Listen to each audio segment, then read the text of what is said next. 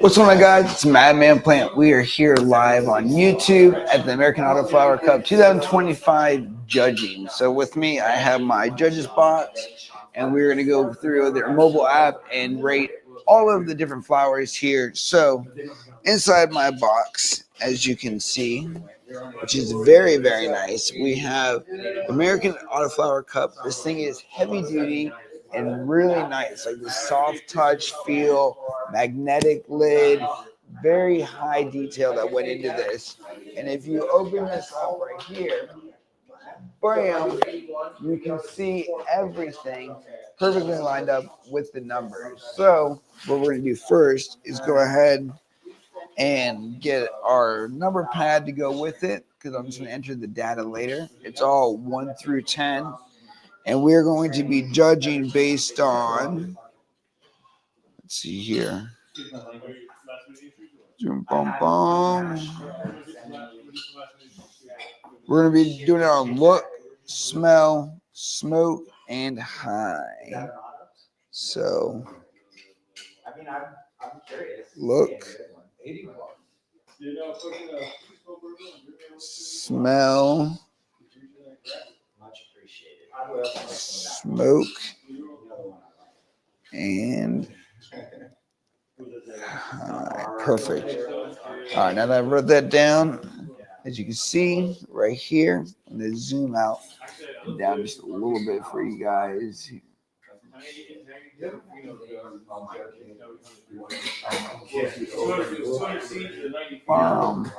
Perfect. All right.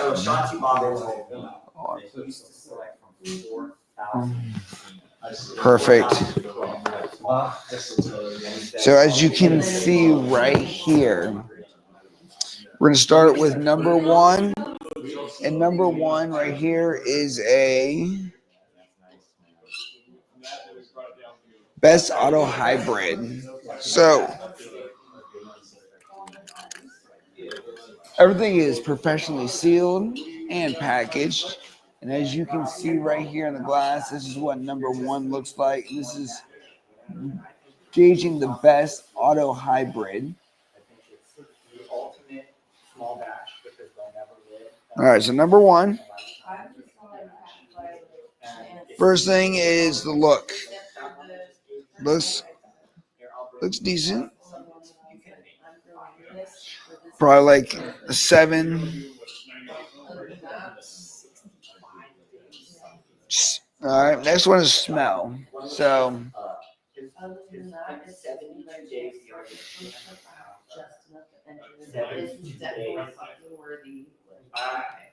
kind of has a lower profile smell, so not like blowing up in your face, but at the same time very noticeable and terpy.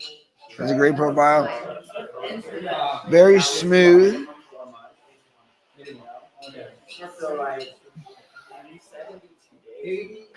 Kind of has like a kind of a citrus, kind of earthy forest smell to it. All right.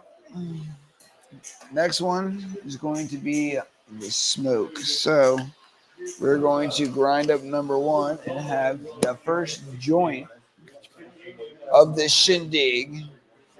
Got a rolling, a grinder, official AAC grinder. Oh yeah.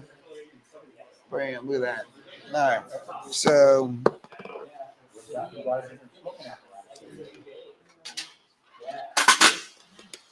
let's get into this. That's a whole other thing. Yeah, and I think it has a really cool. All right, so Best Auto Hybrid is what we're looking at right now, and as you can see in there, I understand. It looks pretty good. I'm giving it a 7 on profile. Smells pretty good. A little bit like more mild, but definitely has a smell to it.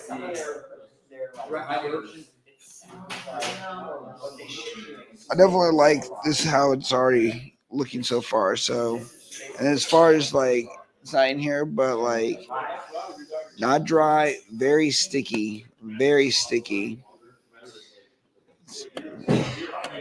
much bigger amount. All right.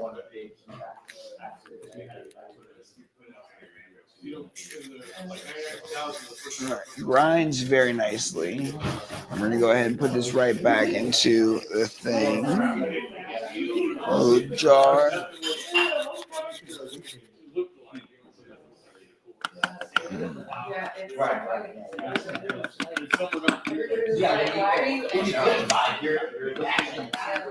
That's why so there is get one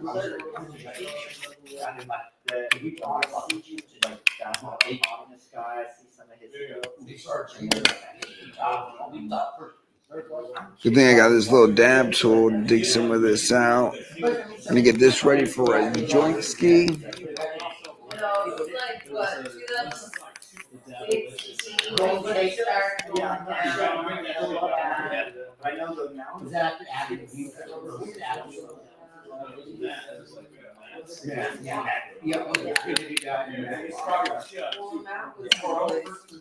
Oh, and since I am scooping all this weed, I'm going to need my can and scoop.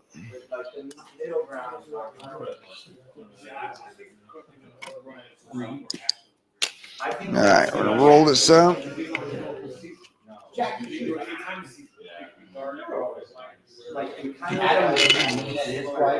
So number one.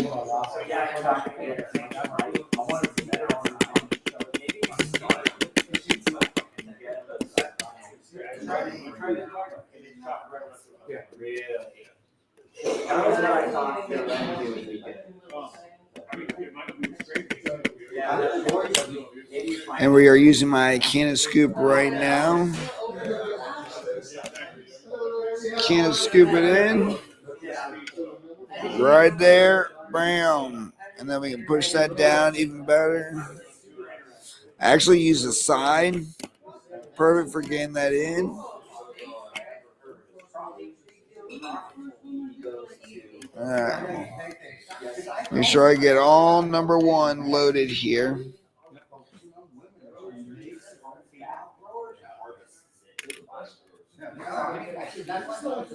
Alright. We need some raw rolling papers, brand new pack. Alright.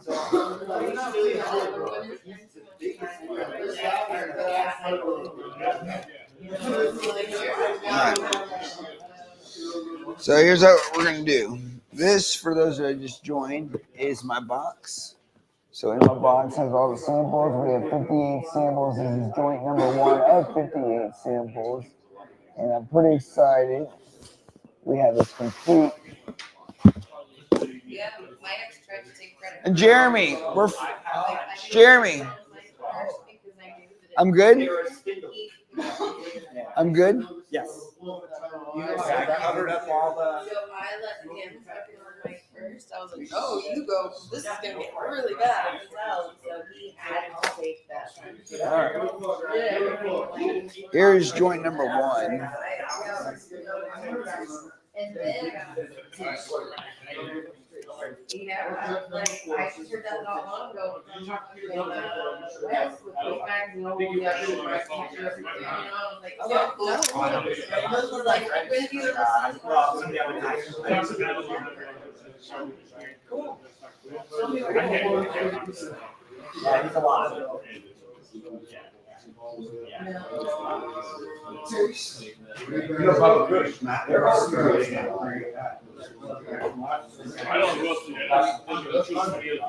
Well, he might have burned his bridges, yeah.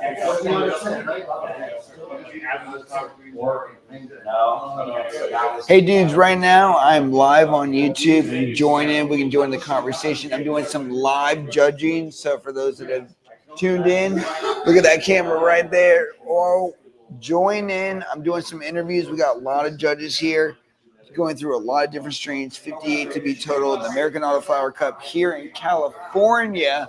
Join me on YouTube. We'll see you real soon.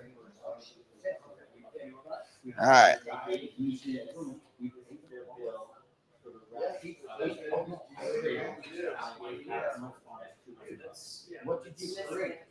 genetic cross those sensitive. That was the, and we got paid to use the room.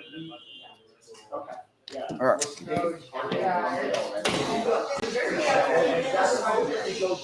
What's up, Gronomics? How's it going, dude? Glad that you're here, bro.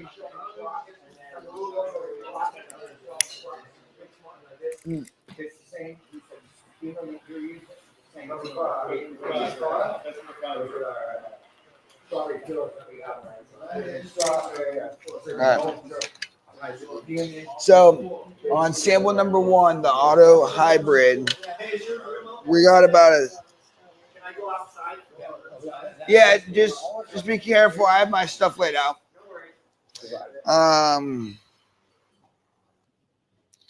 We're gonna do about a 6. Smell, about a 5. Smoke,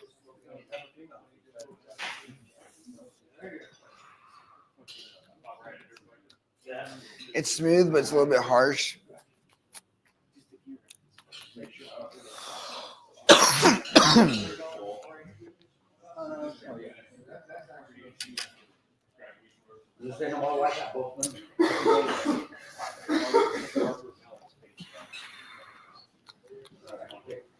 It's kind of flat. It doesn't have a lot of taste behind it.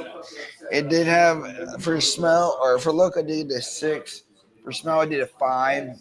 Kind of has like a little bit of an after bite, which I don't look for. I usually kind of want it to be like hookah, where it's like straight through.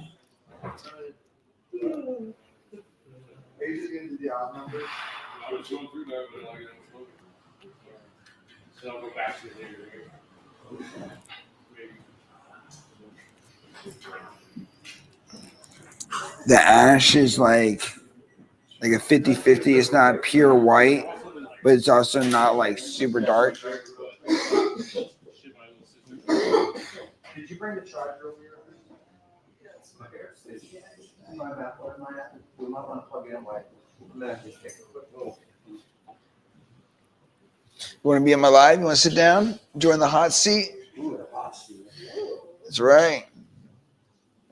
That's where I get to ask you what. What did I say? Okay.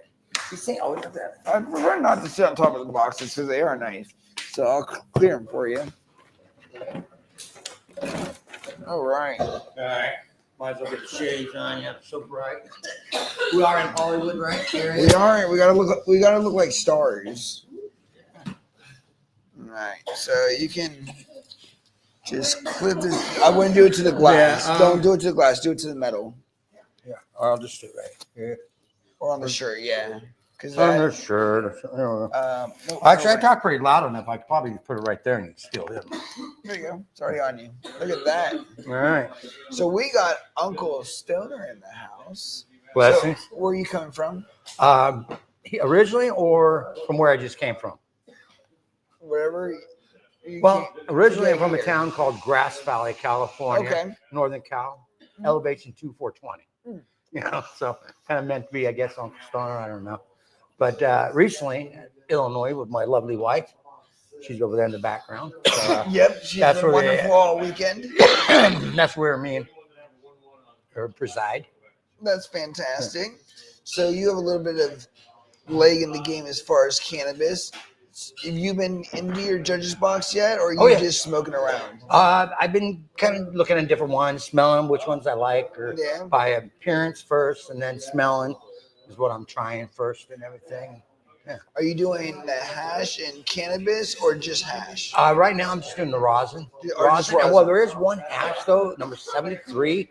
That almost looks like rosin when you look at it. No, it's hash, but you can dab it, and that's how clear it is. It's actually really nice. So whoever did number 73, I said, looks beautiful, smokes well, nice little high. So yeah, I'm Now, in your personal preference, what are you looking for as the judging goes on? Like, what to you is quality, and what would get you a good number for somebody? I want it the way it smells. It's the way I want it to taste, or even better. So that's what I look for, and then how it affects, how it feels, where it feels. Do I feel it in the chest area? Do I feel it right here? Do I feel it in the back of the head? Does it get me really going uppity up, or does it get me like, oh man, Me, I'm a person. ADHD, so I'm an upper person. Yep. Yeah. So right now I'm looking for that one that kind of gets me up. Perfect. Now, with that, obviously, I don't think we get to know names or anything. We're just looking at numbers. Mhm. Are you kind of guessing what some of these could be named by just the way you're tasting them? Like maybe this would be like something named fruity, or this would be an agassy type thing, or labeling it yourself. Yeah, type I'm thing? smelling and seeing if I'm getting a gassy smell, fruity smell, a minty or mentholy kind of smell and stuff. As far as knowing the strain, there's so many different strains out there now. I mean, so many different names, and a lot of this stuff is crossed. Anyway, back cross and stuff, pretty much the same thing. It's hard to know exactly what the strain is, but you can definitely smell if it's more of a fruity or more mentholy or more really gassy or stuff like that, or more of a mango or a papaya. I smelled one in there had a little papaya in it a little bit. I have another one had limonene in it, a little lemon. So That's really cool. Now, you have seizures. We talked a little bit about that. And during the mental health panel, are you on the mental health panel? You I'm not signed as of up. yet now, but yeah, if they, I mean, if But, you guys need me on that, Well, we will already be. have our guests, but I want to get you on it because you deal with seizures and PTSD from the military, being a veteran. Yeah. How does all of this work for you as a person? Well, the cannabis and stuff, it helps maintain my PTSD and stuff. And then I have these CBD drops, which I wish I had it. It's a friend of mine. She sends them, Julie from Boston. She actually has a patent and stuff. It's over there, but I forget the name. But as long as I take them, Chinese. as long as I take them drops and stuff and maintain them, take 2 a day, two drops every morning, I'm okay with my seizures. But sometimes when I travel and stuff and I get busy and complacent, I forget to take it. And usually within a few days or so, I have a seizure. And like during Easter time, I was at the family, and then from there went to the farm. We had to do some seed picking and stuff. Got really busy. I didn't take my CBD, so when I got back on Sunday, I ended up having a seizure, unfortunately. But it seems like as long as I take the CBD drops and the cannabis at the same time, I don't have the seizures, and my PTSD or my flashbacks and stuff aren't as bad. Yeah. If they're induced. So yeah. Now, your time in the military, you did combat, overseas, tours? I was on, first of all, in the Navy from 87 to 91. So I was aboard the Nimitz. There was a big flight deck fire there, November 30th, 1988, 1:30 a.m. in the morning that I was involved in there. You were actually there that day. Yeah, I was up on the flight deck. Oh, wow. Enough I want to talk about that, but yeah, I was there and stuff. Then I went from there and went into Army National Guard. I was a combat medic as well and stuff. Even with dealing with my PTSD from the Navy, because I thought, well, maybe if I go back in the military, I'll be okay. It'll help me, but not really. Still was dealing with PTSD from the Navy, but still getting by in the Army National Guard. But I did combat medic, became a combat medic and stuff. And then unfortunately, once I got done with that, the VA gave me all kinds of pills and stuff shoved down my throat. Plus, I was self-medicating with some really fucked up drugs. I mean, I'm lucky I'm even here today, because until I went back to my roots, my father grew cannabis when I was a child. My neighbor used cannabis. The first time I ever smoked weed cannabis was actually 8 years old. It actually mellowed me out and stuff. I didn't realize it correlated then, but went back to my roots, quit the VA hospital, all that stuff. I went back to Grass Valley, California, and started smoking cannabis. And that started helping regulate it out. I started growing cannabis. I stayed at my aunt's house. She found out and kicked me out. And so I had to go back to New Mexico, all this stuff. Fast forward maybe another 8 years, they're having a big family reunion. And her son calls me, Alan, and says, hey, you didn't come to our reunion? I'm like, no, your mom don't want me there. She goes, no, she wants you there. She wants you to come. And so I came there, and she came up and gave me the biggest fucking hug. And she goes, I'm sorry I kicked you out. She goes, I'm hearing now and realizing how wonderful cannabis is and how many people has helped out there. She was totally against it. And now with people standing up and talking about and showing how it's actually, it's not an entrance drug. It's as a good friend of mine, Dr. Uma says, it's an exit drug. Oh, It helps get people off 100%. a lot of, I know a lot of people that would not be here today, as I said, speaking as Oh, yeah. myself, would not be here today if there wasn't cannabis, wasn't there and wasn't able to smoke it. We speak to people all the time on this podcast about addictions, trauma, PTSD, people that have done some fucked up shit to themselves or other things, and this plant is a healing power. And when people are choosing themselves, their health, their families, all because of plant, which they can still have the ability to feel and be a part of society, but still have that relief. It's a huge thing, especially dealing with traumas, things that only you experience, especially with PTSD and all of that in the military. What type of outlet do you have for these people? You're so quick to need them, but outside looking in for somebody who's never been in the military, you don't seem to offer a whole lot for once they're gone. And a lot of times the military just want to shove down these pills down your throat and stuff. Like with my seizures, they wanted me to take these one pills where I had to keep on ramping up. By the time I'm at the highest point, I'm taking like 14 a day or something. And one of the side effects, your skin can turn red and fall off or something like that. I'm like, so I said, I'll do CBD. She goes, oh, that's not red and fall off. Never a side effect of marijuana. Yeah, never side effect. Yeah, exactly. And I said, this is how. Like, that's crazy. I was able to work with one of the youngest cannabis patients in history, Amelia from out of New Mexico. Her mom was having, she was having seizures inside the wound and everything. The doctor said, well, you should, abortion her, kill her. Or if she is born, she'll never walk, talk, or ever even have any kind of normal life.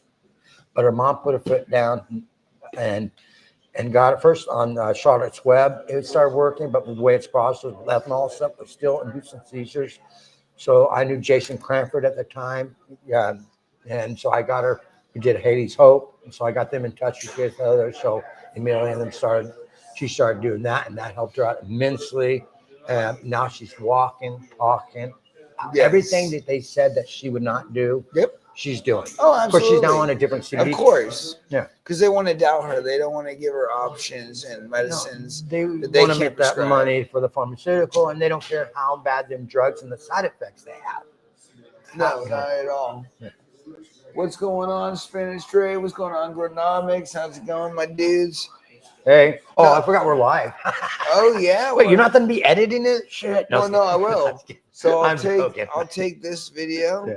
And I'll run it through my editing software, and then I'll make the videos out of this. Cool. So it'll go back and forth and look like a whole reel and everything. So your wife is here today. She's beautiful. Where is she? I think she's outside, getting some sun or something like that. Me and my wife, Lacey, have a great relationship, and that's one thing I see about you and your wife are very team-oriented. I think that's so important, especially dealing with mental health and everything. Unfortunately, Lacey couldn't be here, or she totally would. But like she was here last year. But at least Honey came. Yeah, Honey doesn't have a choice. Unfortunately, she's forced to go and do whatever I want. So she's a great dog. She's an awesome dog. Yeah, and you have a great dog. Talk a little bit about your dog. I have a dog we rescued named Gamer. Yeah, Gamer. It's Alaskan Akita. Very furry, very, very cuddable. Whenever I have my seizures or I'm having one of my PTSD, he'll come up and snuggle up to me and everything. Let me know everything's all right. So and this is natural. He's never trained this way or anything. He's just naturally a great dog. That's awesome. Well, I think they have an instinct, and one of the instincts is to please their owners. Yeah. And when you have that special relationship with the animal, anything is possible. Well, we consider it our kid. My wife and I, we don't have children. Yes. Gamer is our child. That is awesome. We rescued him. We were our fourth human. Yeah. And some dogs, that many humans, they can be asshats. I'm sorry, you can get a really fucked up dog. Or not trust anybody. And our dog is the most gentle, nicest dog. Gets along with children, everybody. Yep. And we just took it to Easter with us. Whole family came in. Everybody loved. I'll take a hit off of it. I can't disrupt my palate. That's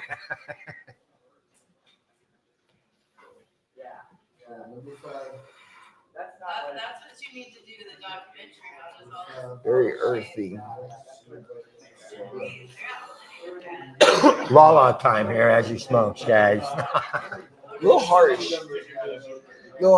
And definitely darker on the ash. Way dark on the ash.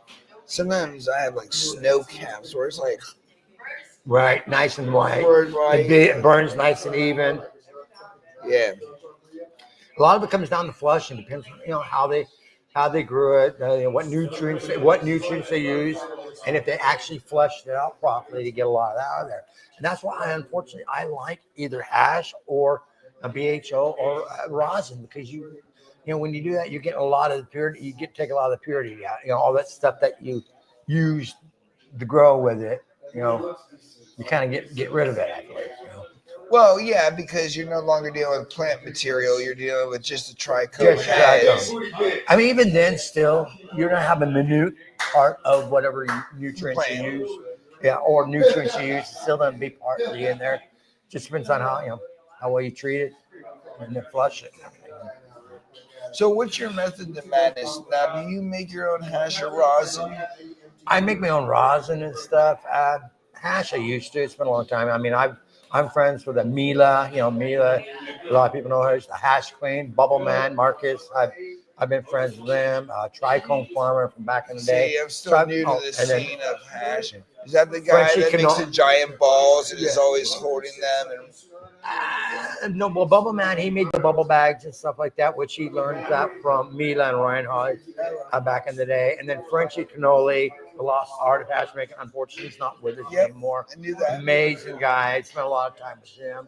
So I learned from him and stuff. Oh, My wow, wife and that's I, great. we mostly focused on creating different strains from around, because we have a competition called Squash Off. It's a live, interactive, educational cannabis competition. Okay. Either from flower all the way down to rosin or from hash down to rosin. But everything's done live in front of the audience. So That's cool. we put either the hash or the flower under a microscope, project it to a huge monitor or a huge screen so the audience can see what the trichomes look like as the judges, people that have been in this industry for 15 to 20 years or longer, or someone knows their stuff, sit there and critique and talk to it, and the audience can hear and actually ask them questions about it. The people that enter, they're allowed to know their number so they can hear what the judges are talking about and understand what they're talking about, what they're doing right, what they need to do better.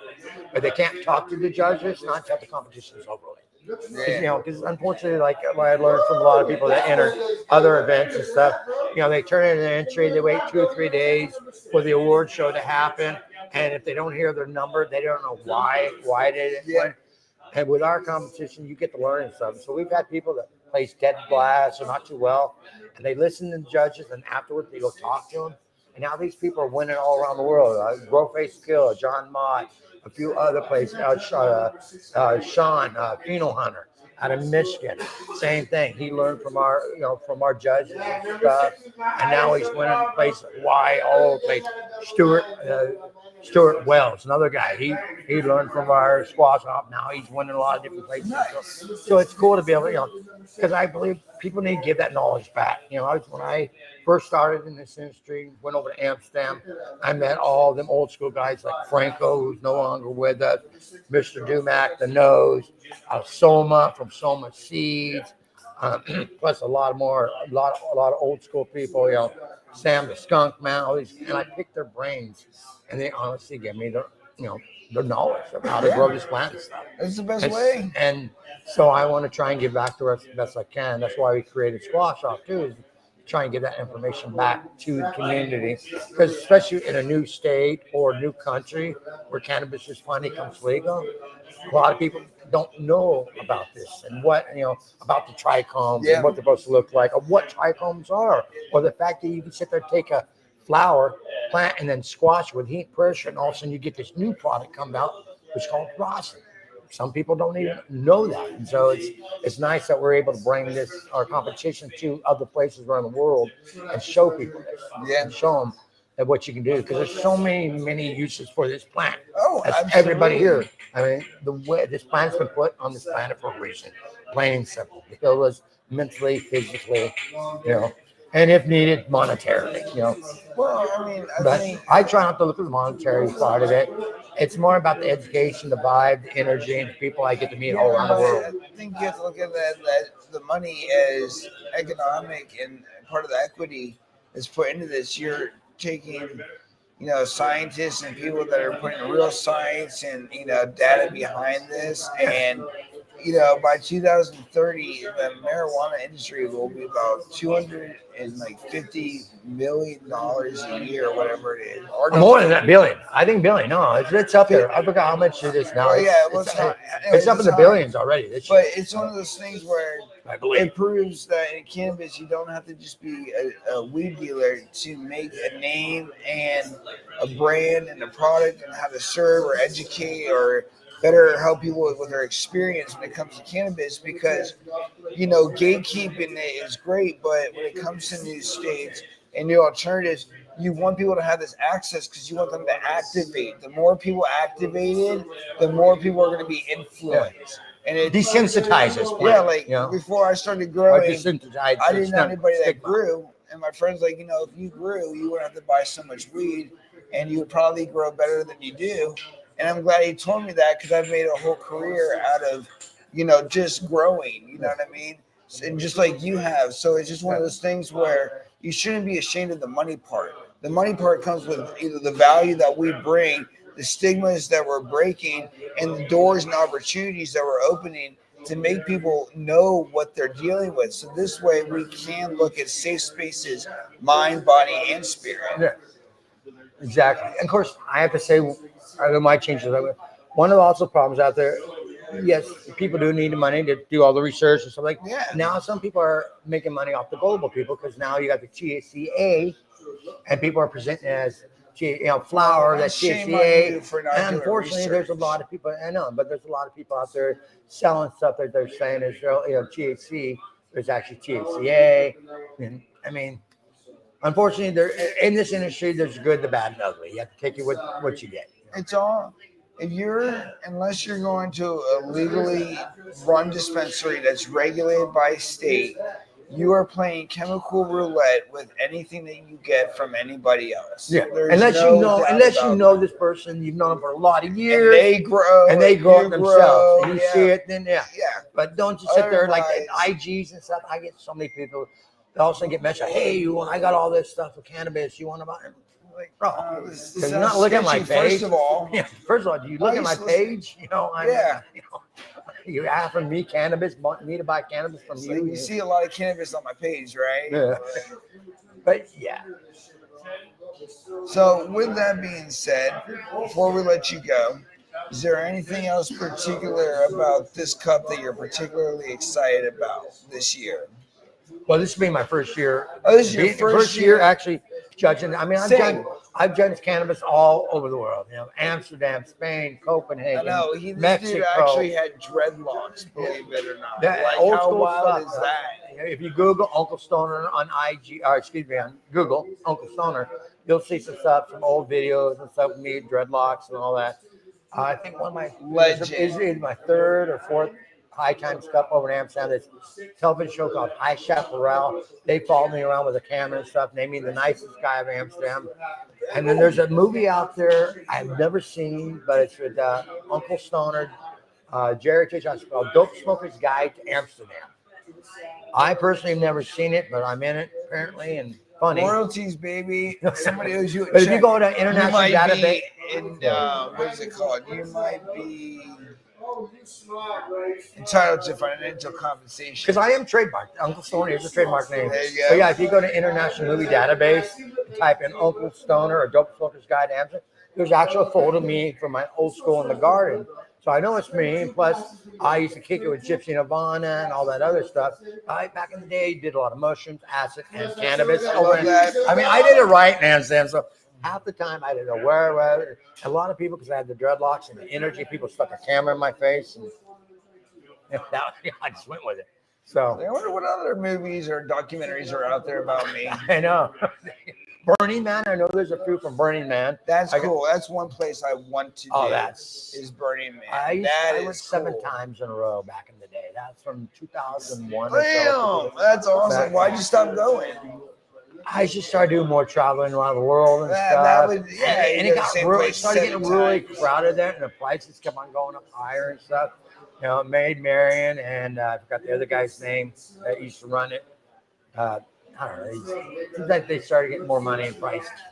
But it's still a cool place. I mean, I've seen videos and stuff recently. It still looks pretty badass. It looks like it's growing. So when I went there, it was over 75 to 80,000 people that went all around the world. That's pretty fucking cool.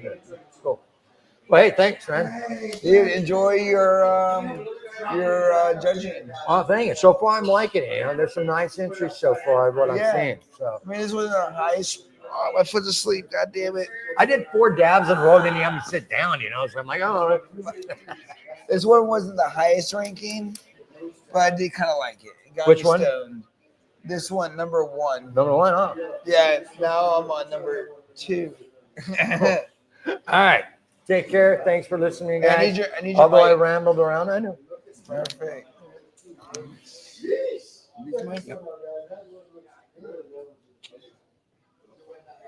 We're good for a second. I'm still live though. Just be in the background. Walking by? I think that's her walking. That's her over there. What's going on, legendary Leafies? Hey, check this out. I gave every judge in their bag, which is this black bag down here, one of your rolling trays. So I brought you all the way out to California, baby. What's going on, JLMU or JLMJ? What's going on, dude? I'm going to have another interview here in a second. Let me go grab somebody. Corey. You got it? You got a minute? You got a minute for an interview? Anybody? I'll do my interview. Oh, wait. Anybody that wants to be on? All right. Jeremy, sit down. Hot seat, Jeremy.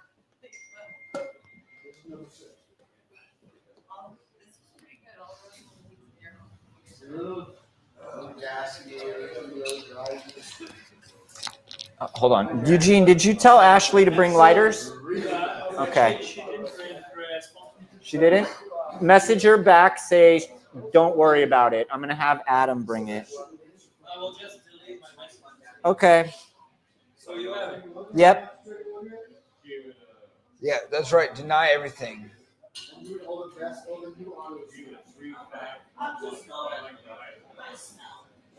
All right. Well, since Jeremy's getting ready, put on my famous hat here, and we're gonna go to sample number 3 while he's here. Sample number 1 has leftover J for later, and is now also became a ash receptacle. So number 3 here, which looks pretty good. Eugene, I'm going to send you a picture for 81 to enter into the spreadsheet. All Okay? right. With all the information. Yeah. Okay? Send me the picture with the code. Yeah. There is no code. He never registered. While he figures that out, let me show you what we got real quick. So the back of this I don't know the code. looks pretty good. We're gonna go ahead and zoom myself in real quick. Bam. So you can see that right there. It doesn't have any screen name. I'm gonna go ahead and open this. Bam. Definitely frosty. So I have it. Looks good. And this is the auto hybrid. The code already? I have code, So- but I don't have The string. name of Smell. I'm sending it The to look. you right now. I get my phone back. We'll do a 6 here on the look.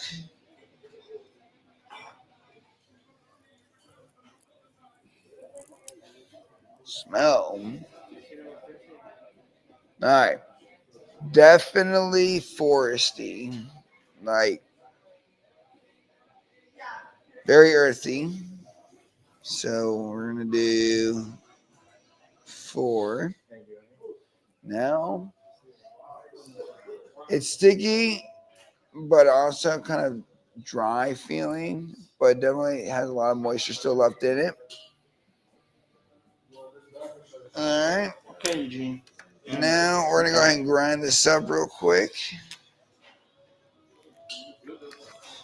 So it's called Yamamoto. Yep. All right. And now I'm going to work on food. Well, give me my mic back. I'm gonna get somebody else.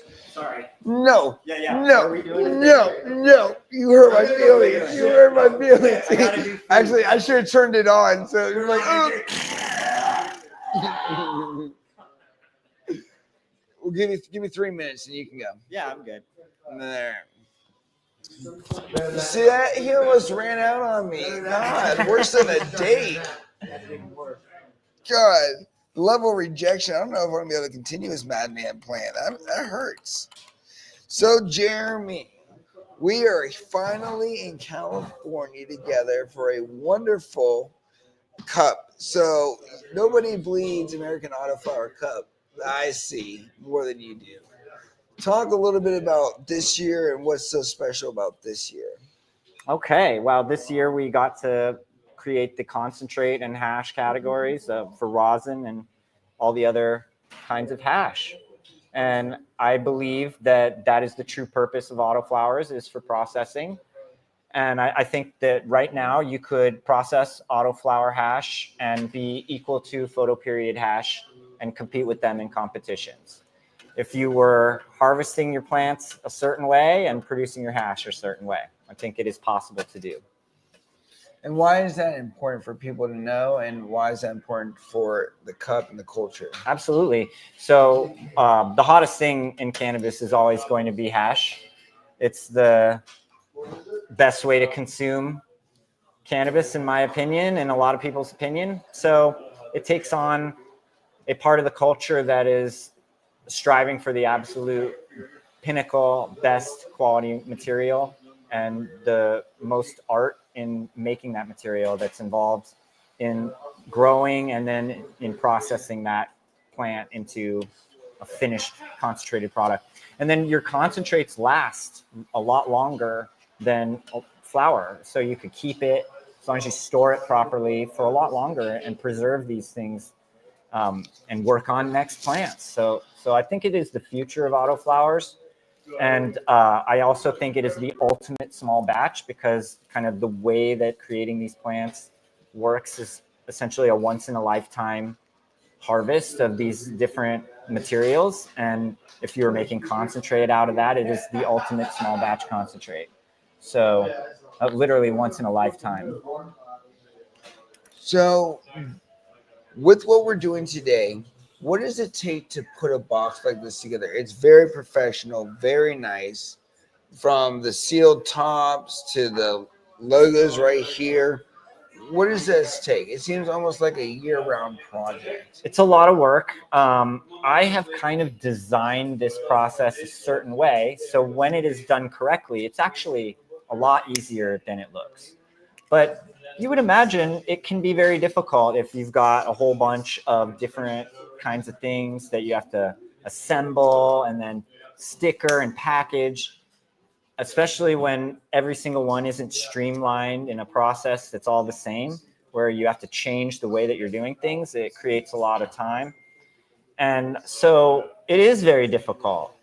There is the process of getting everything from everyone and then having that in the correct packaging, and then stickering and labeling that packaging, and then putting it all in boxes and presenting it to the judges. So it takes multiple days at very least, even on a small batch. When we were doing some of our larger competitions in the past, it would take weeks to months. So yeah, it can be really, really difficult. Talk about the heart of the growers that are part of this. Why is it important for them, and why is there hype around the American Autoflower Cup? Why is it a cup that people care about? Oh, absolutely. So I think we've kind of approached the days where having your own flowers that you grow yourself is becoming a thing again. Before the dispensary scene and all of this stuff that happened in California, the only way to get a strain that you wanted was to grow it yourself. You weren't going to go buy it from your local dealer. You weren't going to find it anywhere else. If you wanted a strain, you had to grow it. And it's kind of become that way again, because the recreational market is so pigeonholed into the same popular strains that are at every single store with the same brands, the same people who have been able to accomplish these legal goals creating these companies, maintaining their licenses, it's limited. It's not like the medical days where every store had essentially a different selection. So now it's basically the same selection everywhere you go. And this is true state to state now too, where that used to be a lot different. So growing your own is kind of the only way to get some of these sought after genetics and strains and flavors. And it's become a thing where if you want to have a healthy plant, you might care a lot about what is going into that plant. And you're not going to be guaranteed a healthy plant if you're buying it from a store. A lot of those plants have nutrients that maybe you wouldn't use, or other things that are involved in the growing of those plants maybe you wouldn't do as a health conscious patient or somebody that needs this for a more medicinal purpose. 100%. So as you're growing these plants, you have full control over what goes into them. And I would say also it meets with the pinnacle growers, because once you get to a certain level of growing, you want every card in the deck. You want to have an answer to every problem and something for every customer. And so if you have large farms and you're not growing autos, you're wasting some of that space. Yeah. You should be utilizing every tool in the toolbox. And that is proving to be a tool that growers can use for all kinds of different purposes. And whether it's like obtaining massive amounts of biomass, or whether you're trying to obtain maybe terps that aren't present in other kinds of plants that commonly, and you want them in abundance or in a certain speed, or you want them to kind of grow on their own. There's all these different reasons why you might want to try these genetics. And maybe you're limited to your time with no snow, or there's all kinds of weather factors that play into it too. Yeah, and I think that's important to realize, and that's why I love the plant, because one, there's 1,000 ways to grow it, and two, you're dealing with all these different variables, even with the samples today, how they grew, what they grew it, their style, whether they low stress trained, lollipopped, high stress training, whether they just grew like a Christmas tree, the nutrients, everything that goes behind it is all personalized to them, and you get to experience that through the flavors. Even going through here, I always used to think that when I was on the newer side of weed, as I'm getting a little bit more educated, no, weed is weed.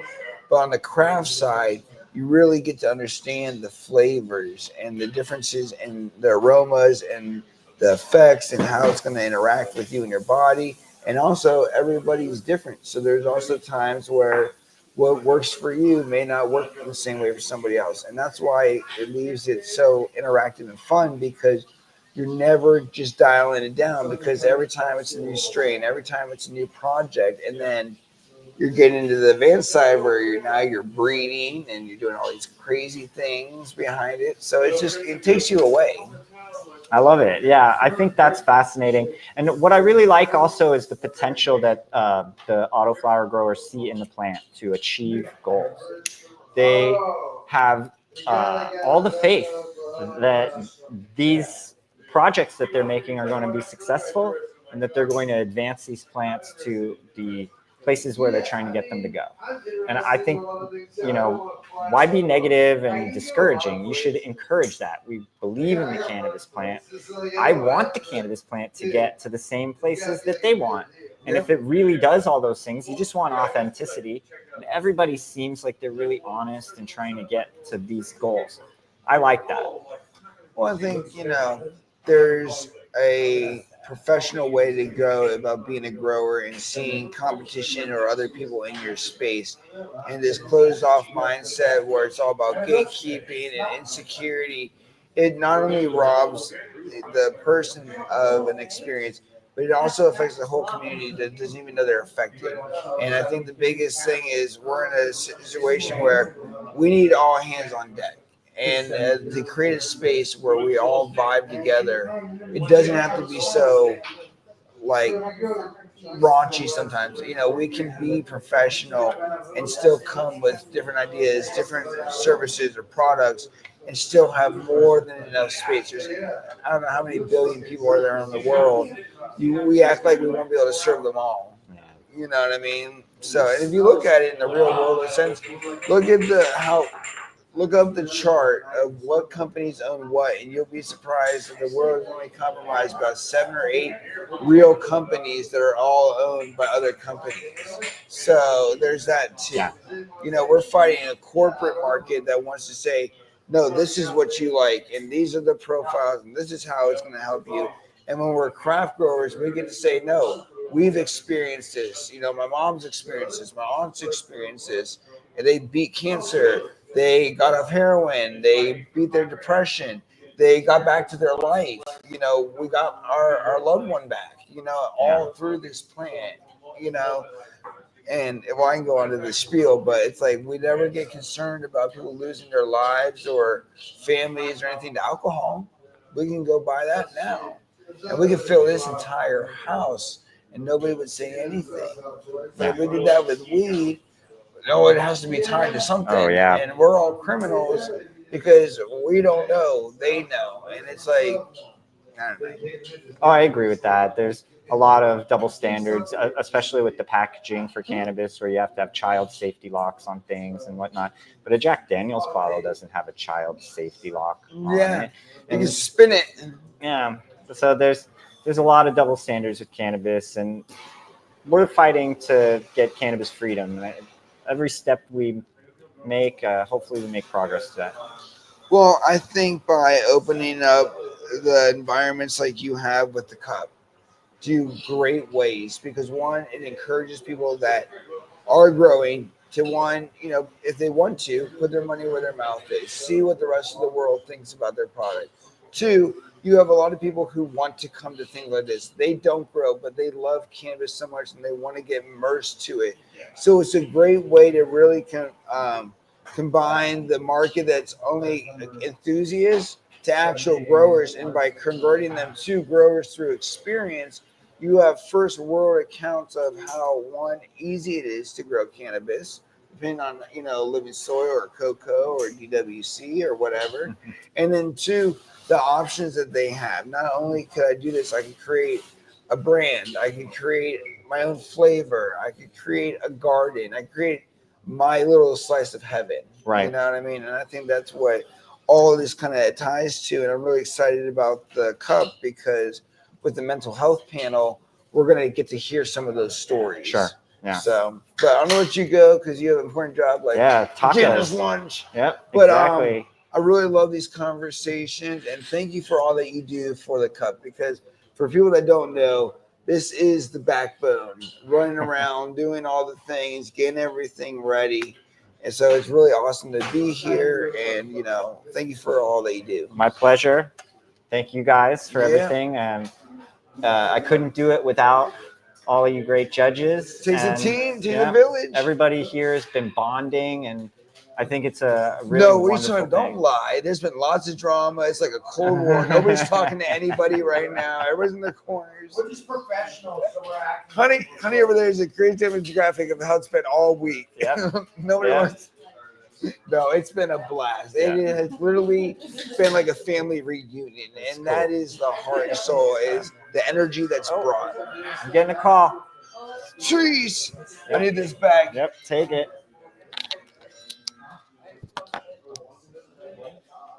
All right.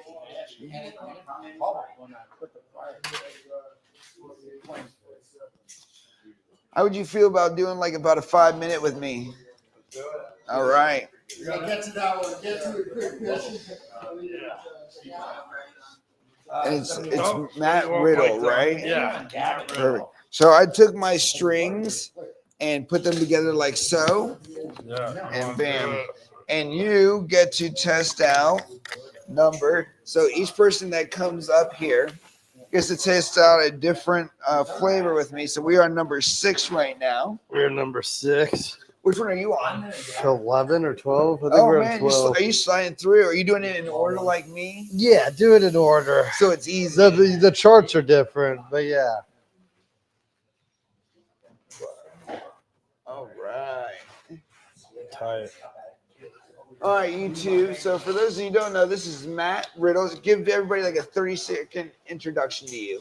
Do I look at the camera? Sure. Hey, Matthew Riddle, better known as the original bro, king of bros, pro wrestler, UFC fighter. and definitely big advocate of the cannabis.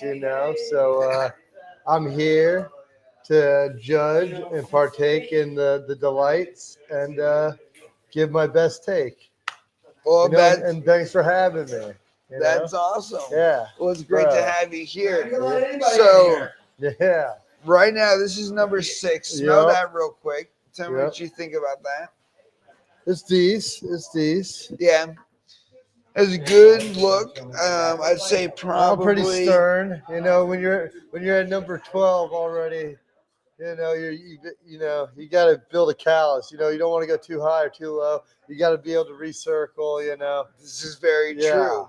And one thing I do like about this is it looks like it has a little bit of the genetic foxtail to it, a little bit of a crowning. Yep. Is this a seed? I just found a seed. Bam! Oh, That's snap. actually a mature seed. That is a mature seed. So I'm gonna keep that and I'm gonna grow whatever this is. I'm Wait, these are done. all autoflowers, right? Well, allegedly. Well, I found a seed in my autoflower. A mature seed, a nice looking seed actually. So tell us a little bit about yourself and cannabis as being an athlete. Yeah, I love it. For me, it's I think growing up, especially I've had some knee surgeries and stuff like that. I'm wrestling in high school and college, and even fighting in the UFC. And a lot of times they recommend Percocets or Vicodin Yeah. or hydrocodone, something to deal with the pain. And I, at an early age, liked using cannabis, and I felt like using these were troublesome and addictive and things and habit forming. So for me, it was just lesser of two evils dealing with that. And I also feel like, especially with my profession now, pro wrestling, and I get slammed around. It's basically like doing live action stunts like 3 times a week, Yeah. And Like I slammed feel- into a wall at 60 miles Exactly. an hour. Exactly. So I've been thrown through walls on TV.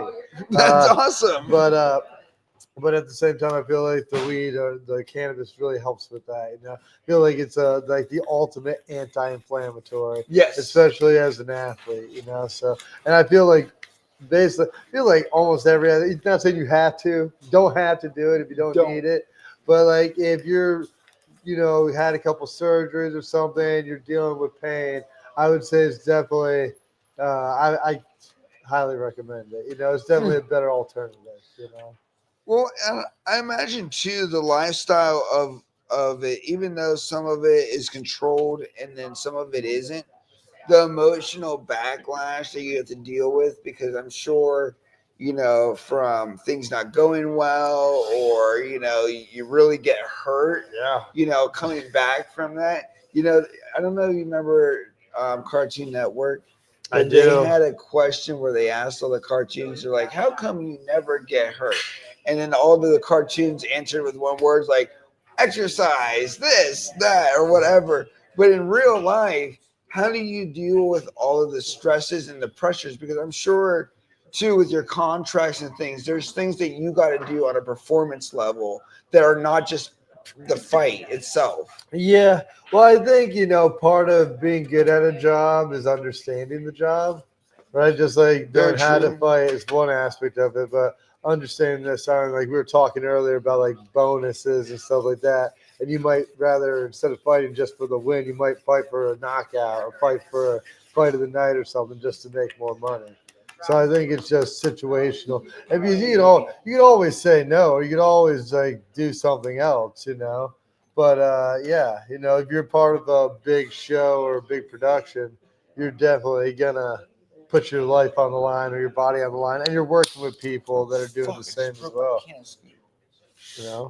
Now, with that being That was said, intense. huh? That was intense. I know I accidentally broke it. I'm so mad I broke it. But I'm Yeah. still gonna use it because this is my can scoop. Yeah. It's from one of my sponsors, and the idea is you take it and then I bam, mean, bam. you said it's broken. It's still working like a charm. You know what? That's a testament to Yeah. can scoop right there. So, with that being said, have you ever been in a position where you actually thought like, okay, this is getting too like serious, like I might get like seriously hurt? I mean, I've been seriously hurt. I'll talk about a little bit about that and like the recovery. What's that like?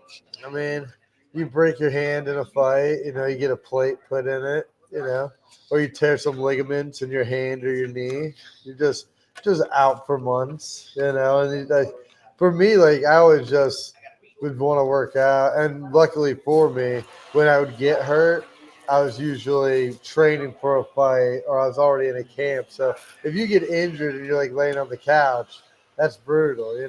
But if you like get injured and you've been like running sprints every other day, it's like a much easier recovery. You know what I'm saying? Now, have you ever thought about times where I guess like like how a musician is, right? Where there's periods where you're like there's great moments and then there's struggles. Have there ever been a point where you ever thought that maybe the fighting wasn't for you anymore? Because like for instance, like I own a video production company, and there's been plenty of times throughout my company as an Yeah. owner, I'm like maybe I should just do something else. You know what I mean? Mm-hmm. And then like what keeps you coming back, or have you never dealt with that? Well, I think it's a little bit of both. Like I coach, I do other things as well. So I just feel like when you obtain these are just like accolades, like wrestling or fighting or doing jujitsu, like winning national titles at anything or a world title at anything. It's just you put like another feather in the cap. And I feel like at the end of the day, it's like, what else is there to do? I don't know. And like right now, I have fun. I travel. I entertain. Make people happy, and it's cool. I think that inner balance of finding what you love and what is applicable to the world is very important because I think that's where the clarity is built. Because Yeah. you know that your career is not just based on the fight. You're more than just fighting.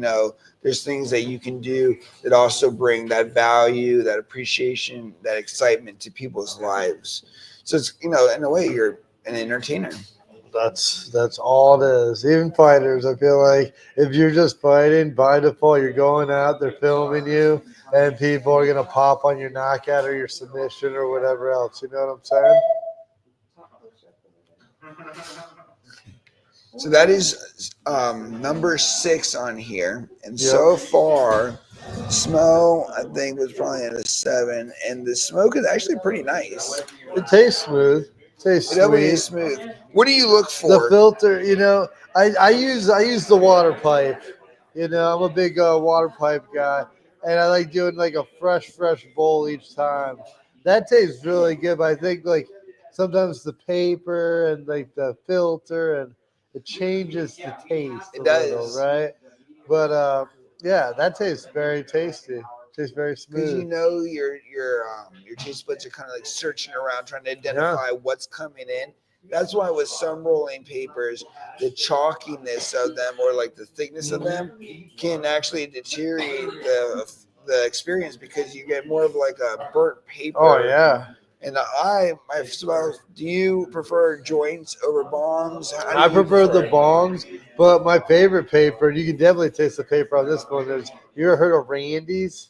Right, okay. They got the wire, the built-in clip. Oh, So as wow. it burns down, there's a wire that sticks out, and you can keep hitting it.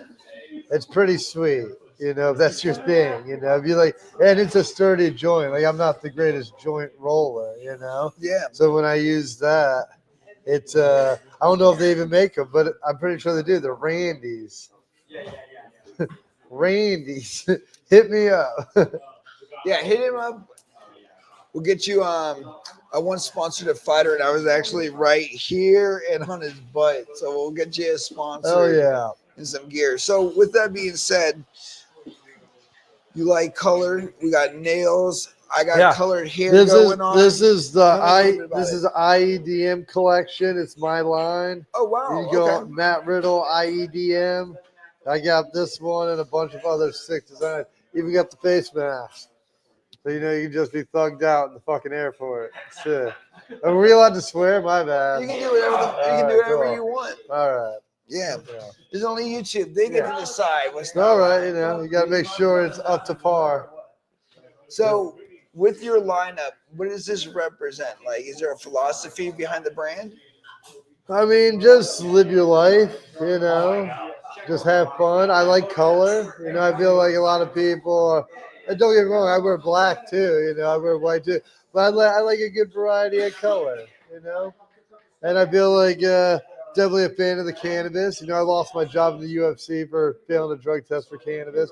It's so And, funny because now that changed. Yep, things have changed. But Nick Diaz was also a victim of prohibition and MMA and cannabis. So it happens. Have they ever reached out to you like they're kind of like reversing people that have been incarcerated and letting them go for nonviolent offenses? Have they ever said, "Hey, we were wrong to let you go"? No, no, I didn't get it. Like that's not real trouble. Failing a drug test at work, it's just like you smoke some weed. Yeah, I mean, but You it just- was they enough just- for them to hate on you enough to get They you they out. just fired me and talked hella shit. Yeah, No. well, that's what I'm saying. Like, No, that was kind of null and void. but there is a UFC lawsuit, and I'm definitely a part of it, and I'll get paid, so that'll be tight. Hey, Yeah, everybody making loves money. Everybody Making loves money. So yeah. So with the AAC, how did you get connected with this? I got connected through my boy John. He works with Sincerely Cali. He's got great genetics, the Bronetics lines, and Okay. we've launched Riddle OG. We got 2 and 4. They were two. Both were so good we couldn't pick, so we just went with Riddle OG 2 and 4, and they were fire. They sold out instantly. And we've been working on other strains like RK Stoned and Stallion Kush, and we got a bunch of stuff in the works. That's awesome. Crossbreeding with some other strains. But yeah, that's how I got connected through his genetics and us working together. And then I came in to lend my expertise. Well, yeah, I think with the rest of us. Yeah, it'll definitely be appreciated because we can't wait to see who the winner is. Yeah. I think it's going to be a really good thing. Already, I'm already 3 joints in. This is number 6. I got to write on this. I'm smoking until it burns out, and now I have joints for later. But now I know which was which. That's wild. I mean, we have 58 of them to go, right? I know.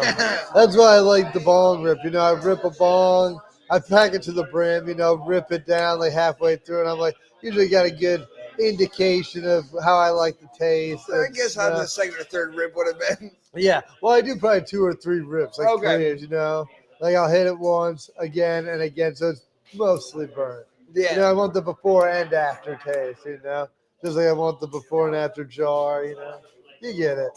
Oh, Yeah. absolutely. I got my ways. No. No, I love that, dude. And everybody's creative. Thanks, some man. people are doing bongs. Some Yeah. people are doing joints.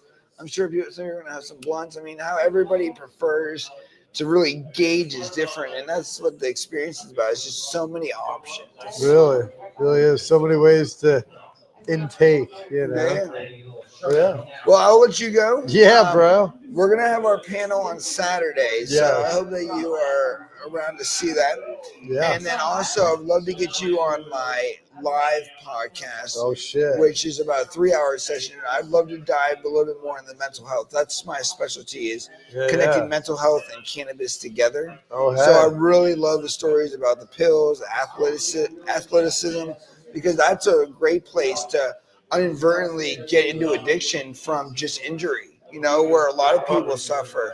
And when they can turn to cannabis and get their careers back, get their lives back, to get their ability to just move, it's incredible. I couldn't agree more. Huge advocate for cannabis. Haven't lost a job over it, and actually, yeah, I love it. It's good. It's good for everybody, physically and mentally. And Within spiritually. reason. Within reason. Yeah. Don't abuse yourselves. Everything, moderation. Everything in moderation, 100%. That's it. But yeah, dude, it would be cool chilling with you. Cool. But yeah, you're more than welcome to stick around. You're more All than right, welcome I'm gonna to go another judge round. some more. Dude, awesome. Thank you. Got this from you. Oh yeah, pop it off. Bam. Thank you. See you, brother. No, I lost the seed. Where did the seed go? There it is. Hold on. find feels when it's on. Well, are you showing up with a fucking wife beater? Okay, then they won't see it.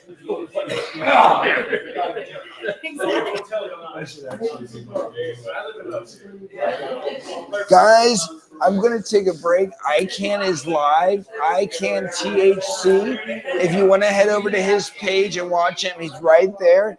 Check him out, and we will be right back. So refresh.